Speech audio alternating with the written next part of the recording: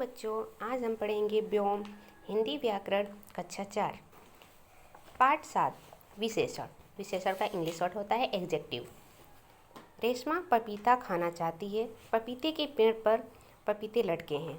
कुछ पपीते हरे और छोटे हैं, वे कच्चे भी हैं। 2 पपीते पके हैं और वे बड़े भी हैं।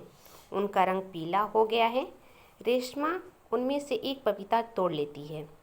ध्यान से पढ़ने पर आपको पपीतों की कई विशेषताओं के बारे में पता चल जाएगा, जैसे छोटे पपीते, बड़े पपीते, हरे पपीते, पीला पपीता, कुछ पपीते, एक पपीता, 2 पपीते, कच्चे पपीते, पके पपीते। यानी पपीते के आकार, यानी कि छोटे बड़े क्या है, यानी पपीते के आकार पता चल रहा है। हरे पीला यानी पपीते के रंग का पता चल रहा है। और कुछ पपीते यानी क्या 1 2 यानी पपीतों की संख्या मालूम चल रही है। अब कच्चे पपीते, पके पपीते यानी कि पपीते की दशा, यानी कि वो पका है या कच्चा है, उसकी दशा के बारे में पता चल रहा है। आपने देखा कि पपीते की विशेषताएं बताने के लिए कई शब्द प्रयुक्त हुए हैं। विशेषता बताने वाले ये शब्द विशेषण कहलाते हैं।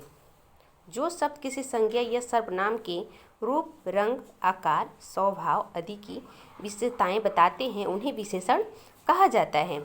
विशेष शब्द जिस शब्द की विशेषताएं बताता है वह विशेष्य कहलाता है। जैसे यहाँ पे दिया हुआ है हरा पपीता में हरा शब्द क्या है, विशेषण है, और पपीता शब्द क्या है, विशेष्य है।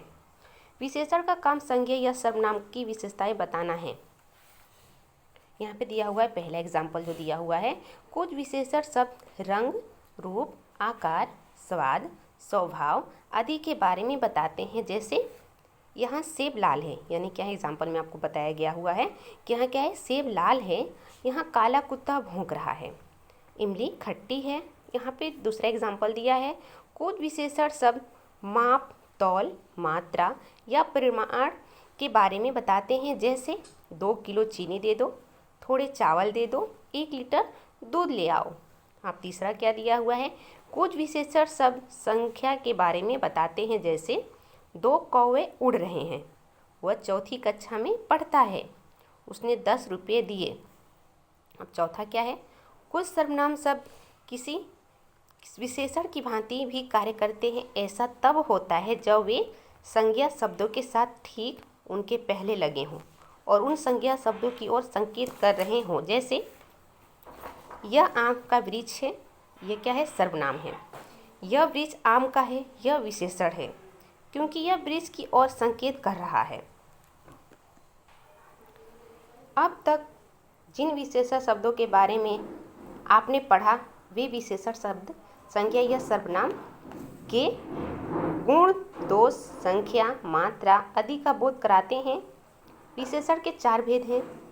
गुणवाचक विशेषण, जिसमें आता है अच्छा, बुरा, आलसी, छोटा, मोटा, पतला, लंबा, सुंदर, लाल, काला, चतुर, मूर्ख, अमीर, गरीब, खट्टा, मीठा, नया, पुराना, भारतीय, विदेशी, के पापी, झगड़ालू, चमकीला।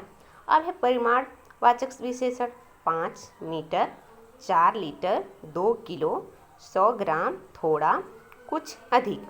अब है संख्यावाचक विशेषण, 1 2 10 20, पहला, चौथा।